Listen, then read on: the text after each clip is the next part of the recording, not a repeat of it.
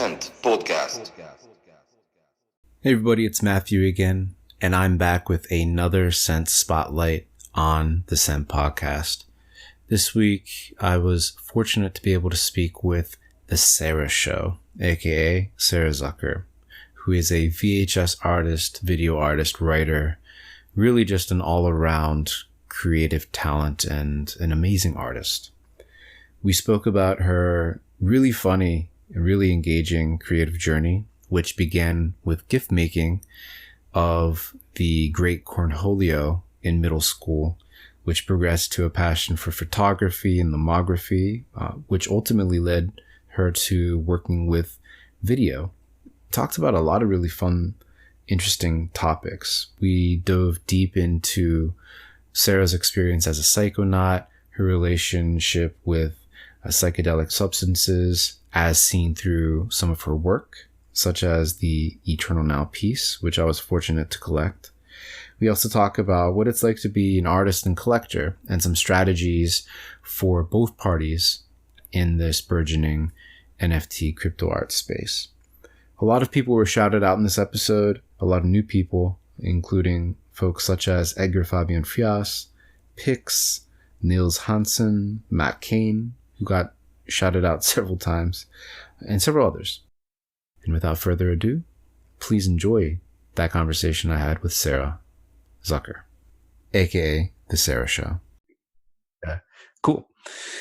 Okay, we're live. This is Matthew, and I'm back with another Scent Spotlight. This week, I'm really happy to welcome the video artist and writer, Sarah Zucker, aka The Sarah Show. Welcome to the show. Hi, thanks for having me. Yeah. And well, it would be awesome if you could introduce yourself to the audience and tell us who you are, where you've come from, and when people talk about the Sarah Show, who is this artist that we speak of? Sure. Well, like you said, I'm Sarah Zucker. I currently live in Los Angeles, pretty much under the Hollywood sign. I like to say I'm like the troll that guards it. I'm here by way of New York, by way of Ohio, well, by way of Chicago, by way of Ohio. That's where I began my life, my storied life in Canton, Ohio is my hometown. And yeah, I sort of always knew, I think I always knew that I would end up in Los Angeles. I actually unearthed a time capsule I created in 1999 when I was in the 7th grade that said as much. That was like where it was all about where I thought I'd be in the year 2020. And it said, oh yeah, I'll be in Los Angeles. Didn't get all the predictions right, but that one I was like, okay, yeah, this has been on my radar for a while. And yeah, as an artist, like you said, I identify as a video artist. I identify as a GIF artist, a glitch artist, a multidisciplinary artist. Like many of us, it's can feel at once uncomfortable to try to put yourself in a definable box, but you also can recognize the value of that. It's nice for people to be able to like refer to you as, oh, she does that thing. So those are things I do. But really my background is it's kind of been a Byzantine route of getting there. Really, I would say I originally got into photography as a teenager, specifically film photography at a time when everyone was going all digital. And I don't know, I'd like to say it wasn't just sort of like a hipster contrarian attitude that I was like, no, I'm only using film. It was, I was a kid, so it was maybe a little bit of that, but I think it was also for me about the excitement of the physicality of it. Because an image is essentially virtual, it's essentially a thought form when it's digital. And I always liked that working with film photography allowed me to be almost more sculptural in how I approached it. And I would say that carries over to what I do now with video work.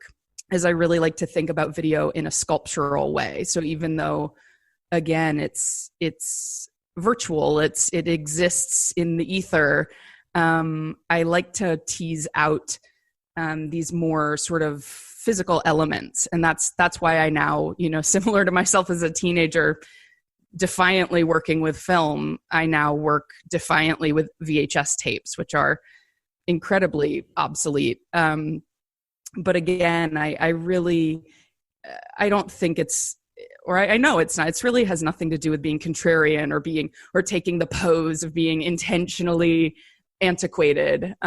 It's really for me more about, I like the container of it. I like, I think as artists, having any sort of container, any sort of limitation actually is a tool for your creativity.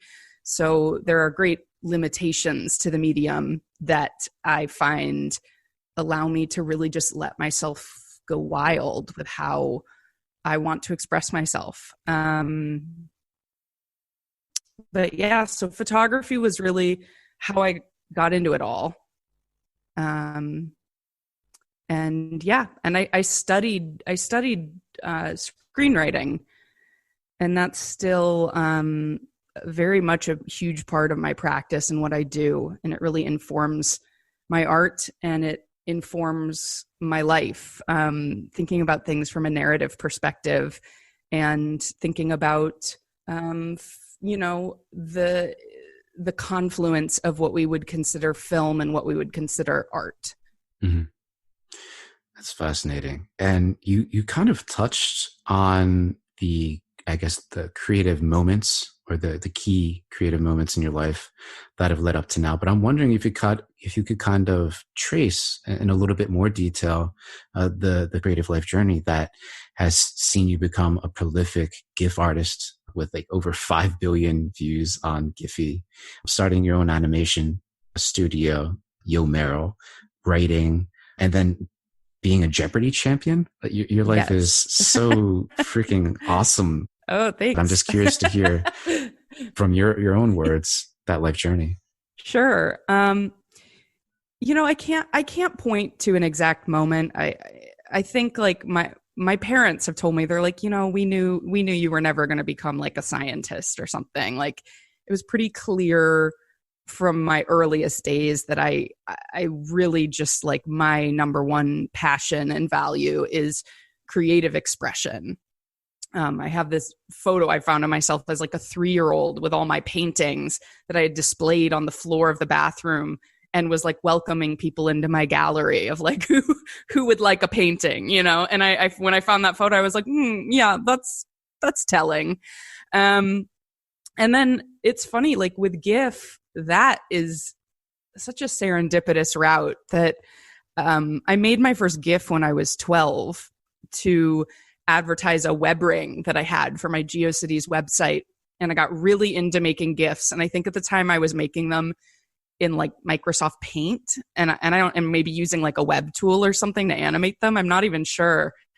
And then I had this like sort of watershed moment in the 6th grade where, we'd have like computer lab time, and your class would just you'd have an hour or two in the computer lab to do like an independent study basically. And I was really obsessed with Beavis and Butthead. And I was editing this GIF of the Great Cornholio, like a GIF I had found on GeoCities, but I was editing it to have really, I was 12. I was also like a 12-year-old girl. So I was editing it to have all this like sparkly rainbow text that said like, give me TP for my bunghole, like, very high minded. And I was editing this GIF, and my 6th grade teacher, who was, for lack of a better word, just an asshole. Like he was going to have me expelled, and I cried. It was so embarrassing, being shamed for like GIF making in the 6th grade. And I think about this all the time, how like this thing I do is obtuse, but like the people who get it, and the people who don't get it are like, can be almost like violently against it. But I don't know, it's just a memorable moment for me, because when I think about this history of GIF making, I'm like, oh yeah, there actually was this like really intense moment very like pretty early in my life. And then the photography for me in high school, I got really into this movement called Lemography. So it was like these film cameras. They basically salvaged all these film cameras that glutted the market after the fall of the Soviet Union. Because the Soviets had these great optics, like great glass optics. They both sort of were imitating the high-end Japanese optics, but they kind of came up with their own approach to it. And people in the West had never seen cameras like this because the Soviet Union was closed. So all of a sudden, Westerners had access to all these like awesome cameras for dirt cheap. And these Austrian marketing students saw an opportunity, and they created this thing called Lemography. I'm saying thing, it's a company. But to me, as a 16-year-old in suburban Ohio, it felt like a movement. The fact that it was a company was sort of like secondary. And I joined like their website was sort of a proto social media before Facebook, where you would upload photos you had taken and you could create grids out of them and do all this cool stuff. And I, at 16, like put my home address on my website, on their site, and asked people to send me their photos. And like, I got the coolest stuff from all over the world, from people who I had befriended through the internet in like 2002, 2003. And then there was a bulletin board I posted on outside of the company called lomo.us. So it was just all people who really were in this vein of being interested in what's called toy camera photography, which is like cameras made with plastic lenses that are considered toys because they're not precise. So it was like a lot of that and Lemography, these like Russian cameras. And I would just post, I was taking photos all the time, and I'd post photos from my daily life and was getting people from all over the world. As a high schooler in suburban Ohio before Facebook, I was getting people from all over the world engaging with my work and admiring my work and encouraging me. And it was hugely formative, to the point that, and I got so into it, and I so loved, tinkering with these cameras, that by the end of high school, I was testing cameras for the company. Like, they would send me new prototypes and for me to test out, and then they would use photos of mine in their branding and stuff. And in the course of all that, I went to Chicago for college. I studied theater. It was there that I sort of realized maybe I wanted to be an actor, and I sort of shifted my focus there to screenwriting, because there was a screenwriting program that I'd gotten into and found I had a knack for it. And again, I had certain champions there who were really encouraging me in that regard. And then I got into grad school for screenwriting in New York. So I went to New York. I was in grad school, again, having the time of my life. Like, being in your early 20s in New York City with student loan money in your pocket is like a great place to be, as long as you just kind of like keep blinders on as to what happens after that, after the money runs out, after that all ends. But at that time, it was like the time of my life. And at that time, the Lemography had a store that was like a block away from where I went to school in Greenwich Village.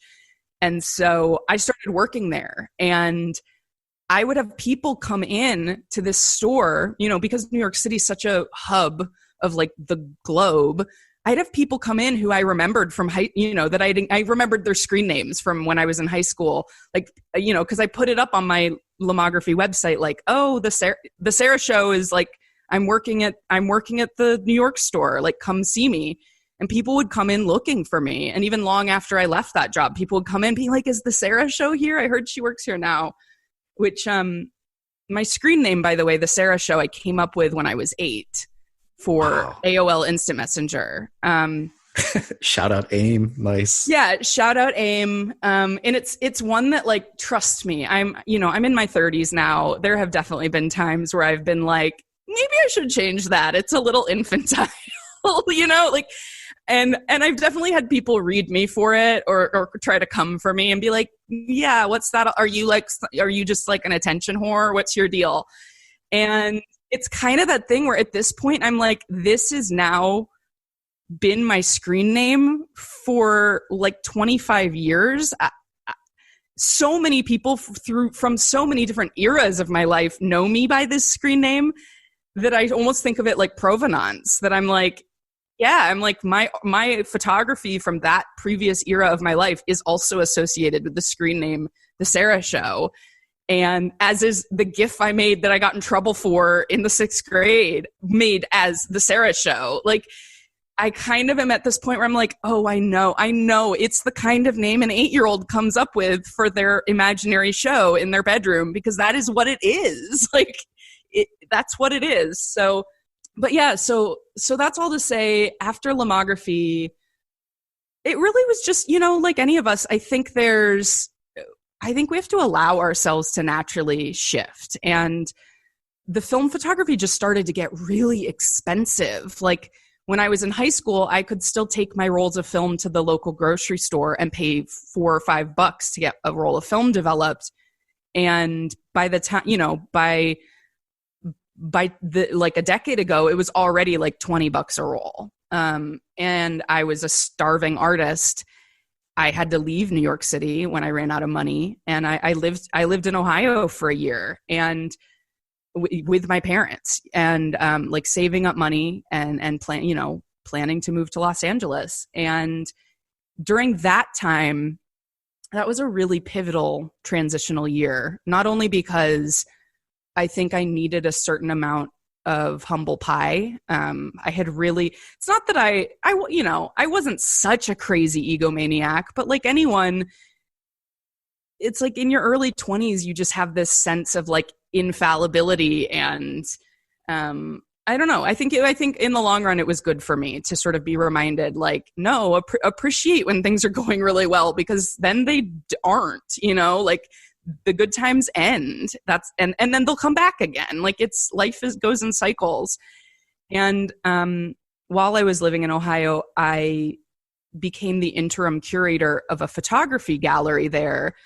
This gallery also had a print workshop and framing room. So in curating this gallery, I not only learned about provenance, about the print market, about valuations on artists' work, and how to negotiate sales, all these things. I also learned how to do my own printing, like and print and I did this not massive, but I did a run of a lot of my best photography work and made sales. And that's part of how I saved up money to get to Los Angeles, by doing all these photography sales. And I think that process is also what taught me about editioning and about creating scarcity around your work and creating desirability around your work. And at that time, a friend of mine gave me a software that someone she knew had developed that it was essentially a mixer for video, for live mixing, which, this was around 2011, and there wasn't really much like that out yet. And, she said, my friend is designed this software. He needs people to test it. I immediately thought of you because, especially later as I was working with photography, I did start experimenting more and more with video. I was shooting with this camera called a Harina Zumi, which is this tiny little Japanese camera that's super lo-fi. But it had just this I just loved the aesthetic of it, this really gritty. It in some ways almost mimicked like an 8mm look, and it shot photos and video. So I'd been shooting a lot of video on that. But really it was my friend Natalie giving me this software that got me starting to think about video and noodling with video. And then when I finally did move to LA at the end of 2011, I almost immediately, because I'd been doing live video for my friend's band in Chicago. So upon getting to LA, I immediately started doing that. I started doing live visuals for my roommate's band in Los Angeles. And I realize now in retrospect, like, I got to project at some of the biggest venues here, which really, if nothing else, like anymore, if I go to a concert, I'm like, oh yeah, I was here like 7-8 years ago. And so I almost immediately got my first music video commission, and it just kind of all snowballed from there. But at that time, I was really using a mixture of footage I was shooting myself and found footage, archival footage, interesting stuff I was just finding on the internet. And that's when I started in 2014, I started my other studio, Yomeral, with my then girlfriend, now wife, Bronwyn, because we had an opportunity to do GIF animations for the Brooklyn Museum.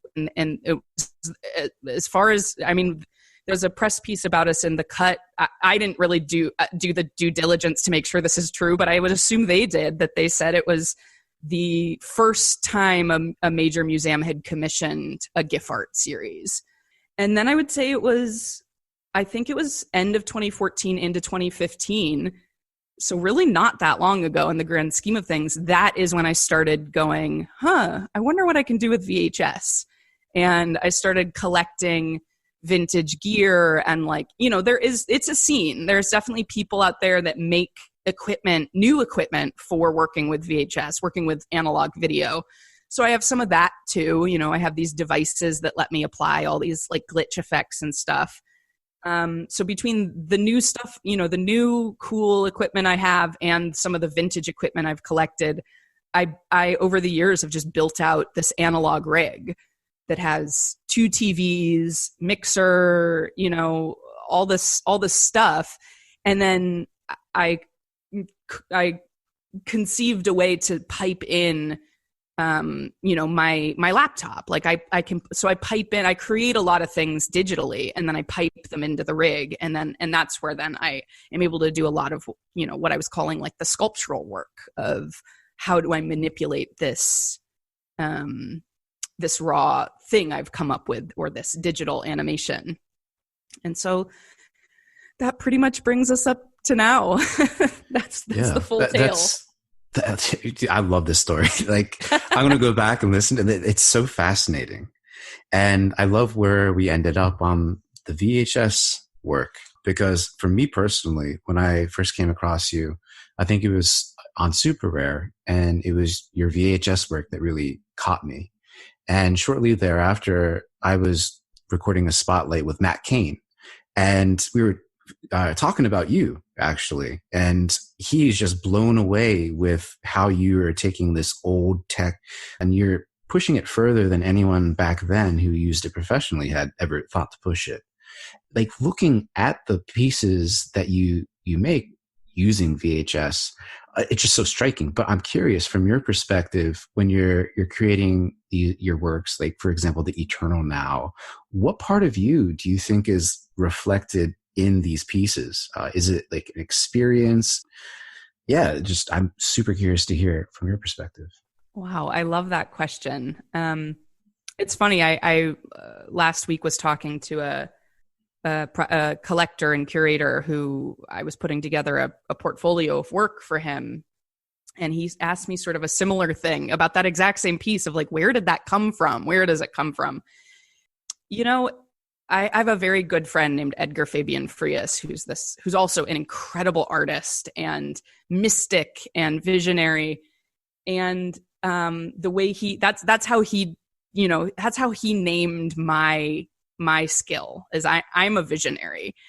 He and I both laugh. We both have crossed eyes, and so which is it's my dad's actually an eye doctor, so I know that the technical name for that is strabismus, and Edgar and I always joke about our strabismus magic, because I mean, historically and mythologically, people with blindness or with eye issues are regarded in mythology as seers.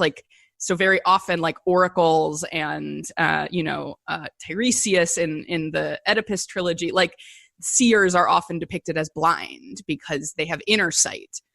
And we joke about that how it's like, I am limited. We are all limited, as functional human beings. We have limitations to our functionality.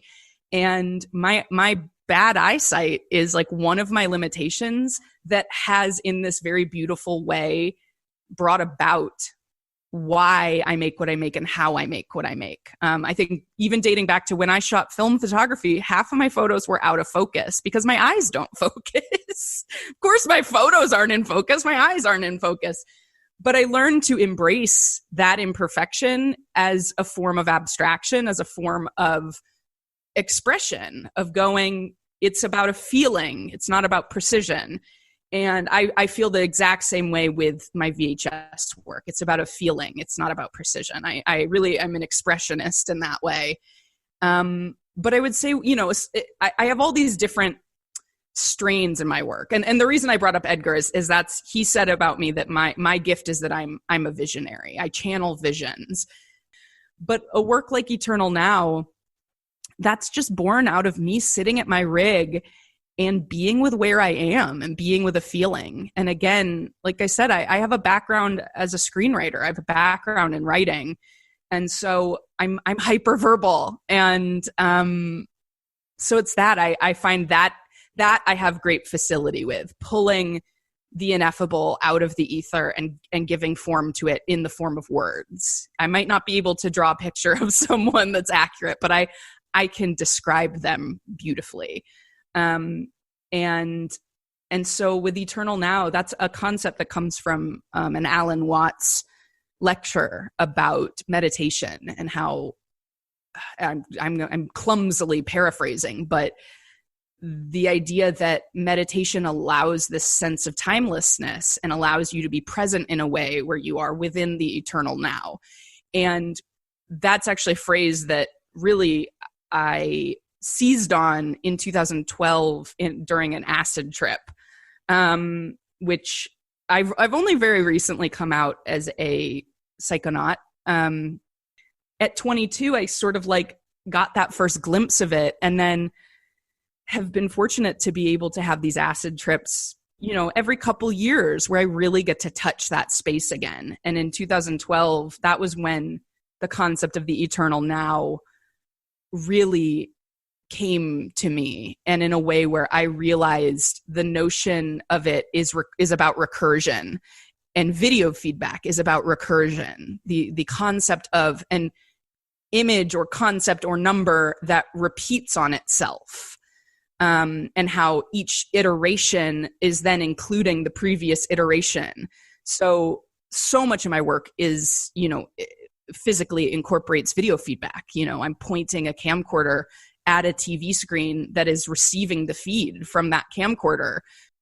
But yeah, I hope that answers your question. It's all to say that was a piece that the phrase was with me, and I had this idea of a new way I wanted to work with video feedback that I had never really tried before, with my mixer and how I was going to pipe in some background animation. And I was like, that's the phrase. That's what it needs to be, because that's what this piece will be. It'll be this perfect recursive loop. I mean, you more than answered the question. And I mean, when I first came across this, I'm so thankful to have had the opportunity to collect that particular piece. But when I came across it, it was that recursive nature of the image. I was like, fuck yeah. And it took me back to, this is so crazy. When I was in high school, literally the weekend after we graduated, senior year, I had my first acid trip. I was working at Blockbuster, wrapped up one night, came home with a friend, and I was a video store person too. Yeah. Yeah.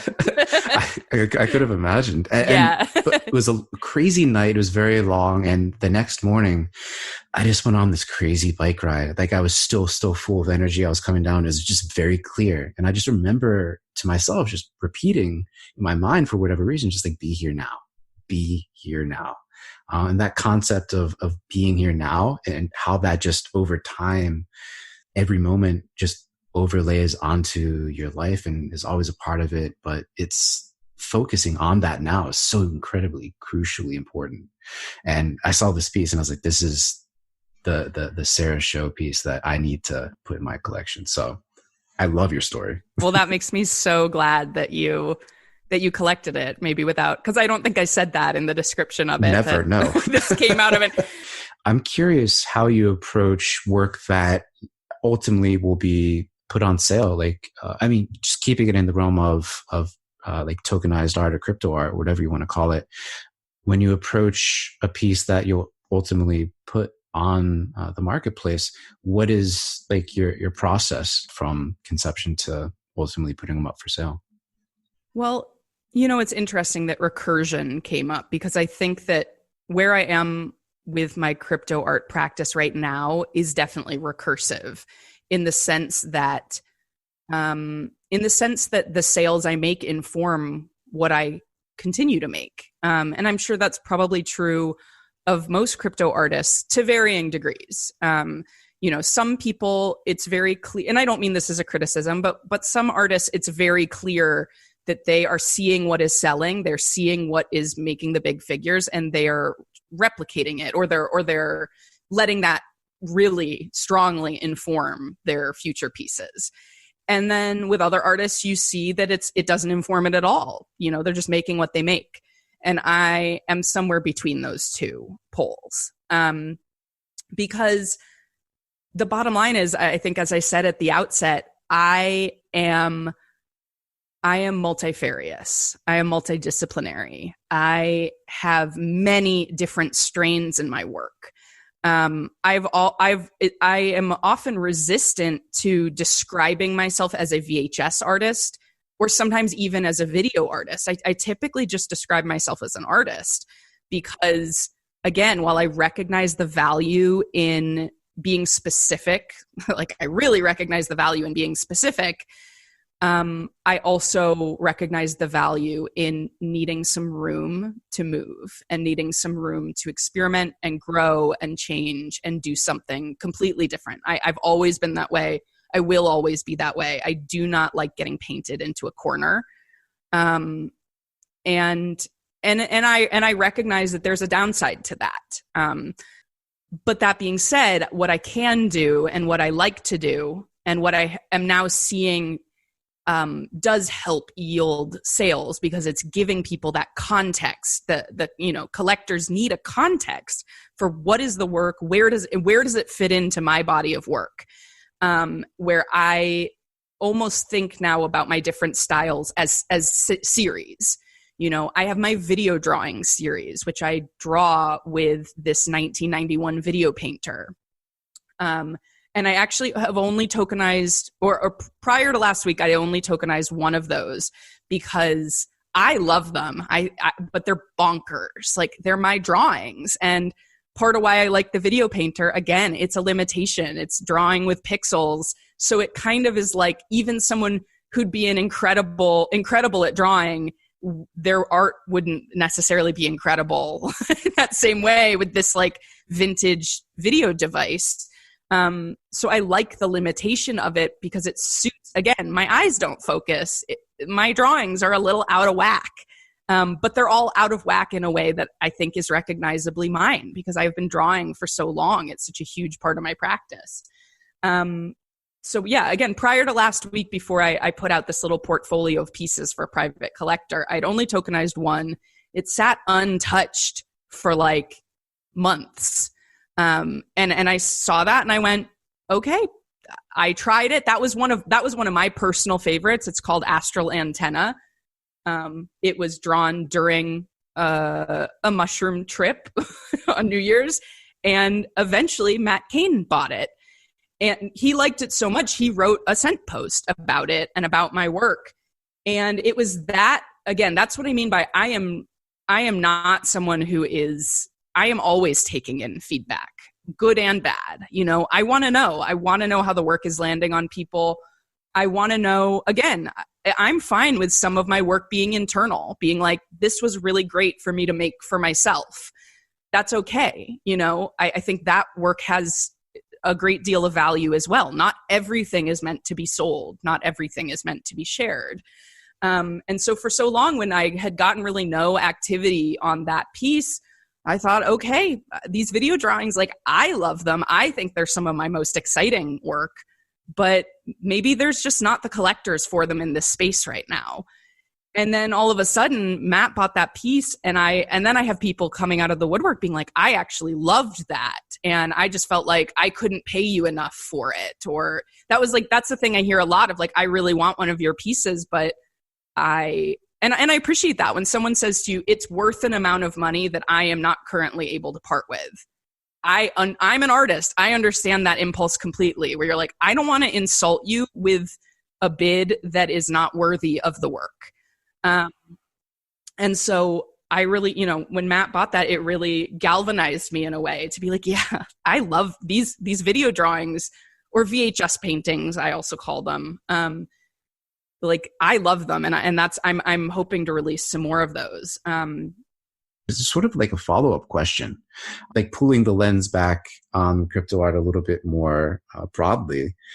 To you, like, what does the whole crypto art scene or movement, or whatever you want to call it, like, signify to you? Like, me, looking at your work, it seems like, as you categorize it in these series, it seems like it's providing you a really great experimentation bed to really express, like you mentioned, like the multifarious aspects of your creative personality. I mean, how do you conceive of crypto art? Oh, well, I love this question, because it's like, it's a pet topic of mine right now. I'm probably, if I were allowed to go to a party, say right now, and I weren't, trapped in my house, I'd be that person at the party talking your ear off about this. Because I joined Super Rare in April of last year. So I've been in the crypto art space for exactly a year.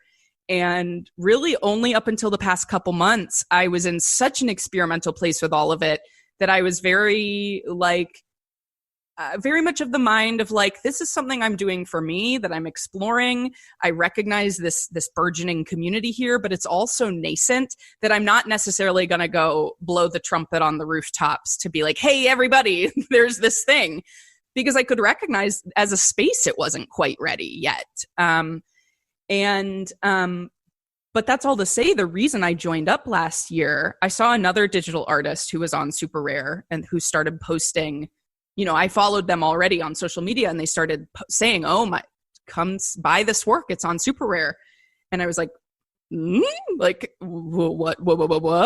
And I went and looked, and it was, for me, this almost like the actualization of a prophecy, because I did an interview with Vice in, I want to say 2013 or 2014, with my creative partner at the time.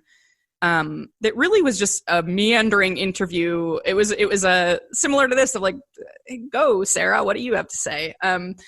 But they framed it as the headline was "The Future of GIFs as Gallery Art," and it was something that had been set up because the writer knew I had this background working in a gallery, and at the time was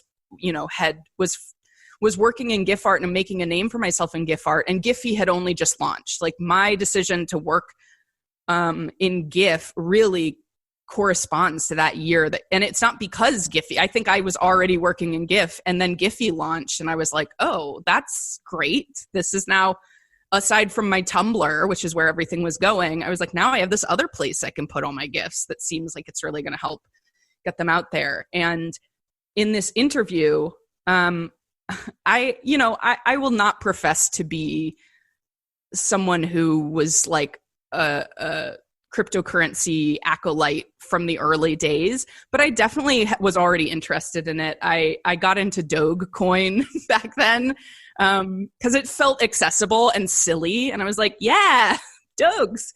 So I like kind of understood cryptocurrency, and was lurking on Reddit enough to kind of like get a taste for like what was going on with Bitcoin, and Ethereum wasn't a thing yet, but it was kind of like on the horizon. And in this interview with Vice, I just sort of riffed on this idea.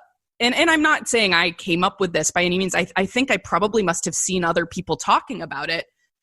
But I was in this interview talking about how I was excited for the moment when blockchain technology reached a point that we could use it to digitally edition digital artworks and screen-based artworks.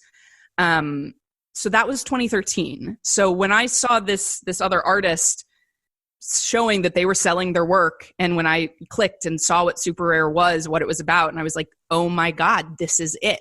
This is that thing. Now, 2013 to 2019, 6 years later, now we have the technology now. Because again, like I said, I started working with video in 2011, and I've had the good fortune to be asked to show my work in art fairs, in, gallery settings.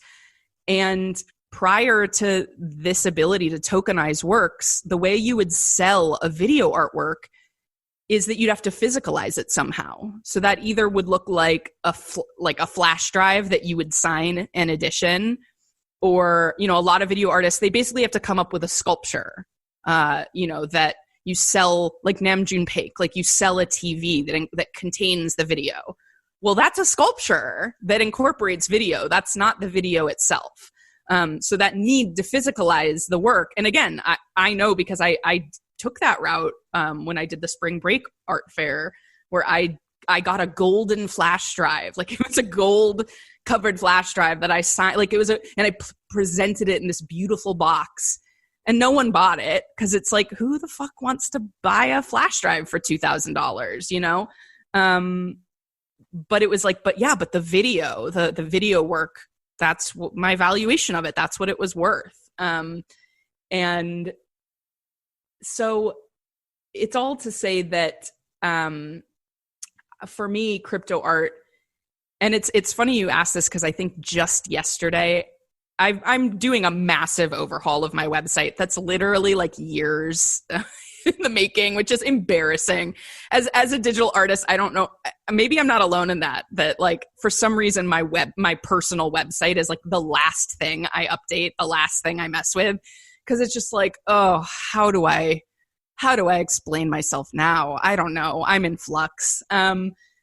But as of late, I've been like, okay, some of these things are like years out of date. You have to update this. So yesterday I added a snippet about crypto art to my bio, and it felt monumental. It was like, oh, this is now at a point, and I have now established myself enough in this community and in this space that I feel this is worth mentioning in the way I describe myself, that this is something I think I already, in the past month, I've started to see other artists who I have followed on Tumblr or on Instagram, other digital artists who I've admired for a long time are starting to join the space, like Pie Slices and Trippy Yogi.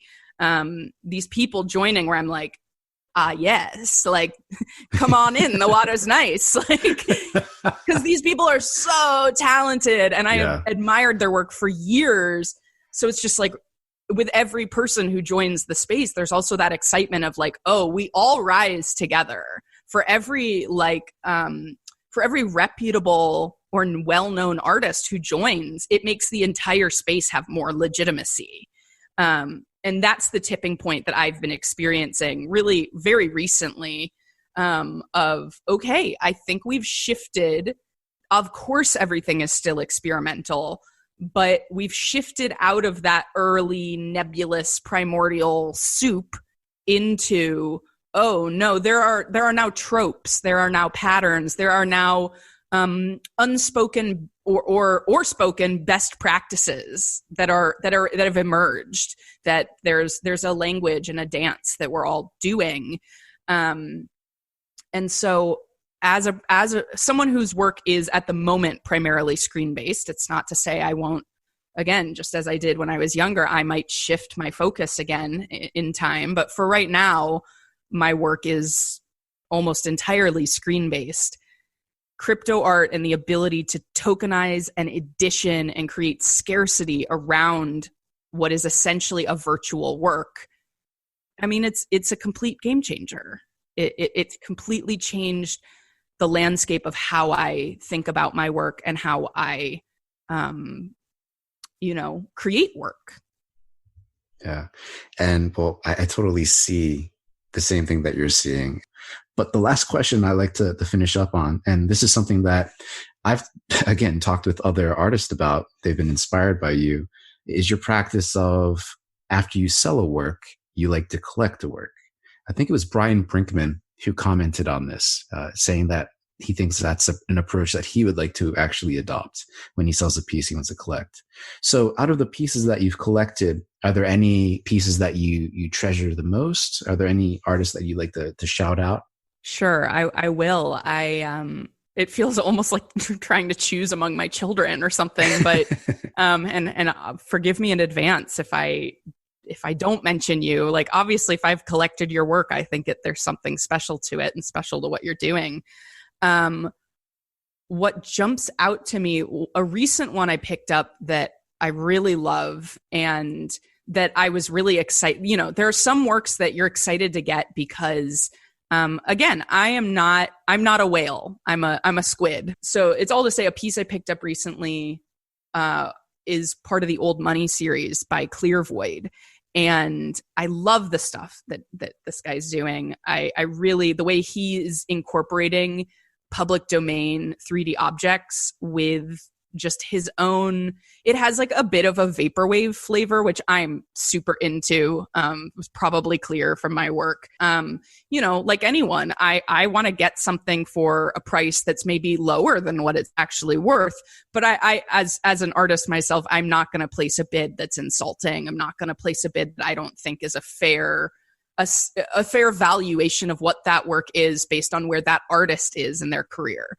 And that's part of what's beautiful about this space. There are artists at many different stages of their careers. There are people newer to the space. There are people who are flooding it with a lot of work. And I'm going, look, these pieces are great and I want one, but you don't have the same scarcity that other people do. So part of it for me is the fun of valuation. And there are two artists I have multiples of. And one is Pix, who does this awesome, like, glitchy pixel work that's very rainbowy, iridescent. I'm again, as probably clear from my work, I am a sucker for iridescence. And another artist I have collected multiples from is Nils Hansen, who I think is an engineer at a automaking company in Germany, if I'm not mistaken, if I'm remembering his bio correctly. And you can tell, I mean, there's some work I collect because it reminds me of my own work, and some work I collect because I go, oh man, I could never do that. And I have such appreciation for that, for the precision and the engineering,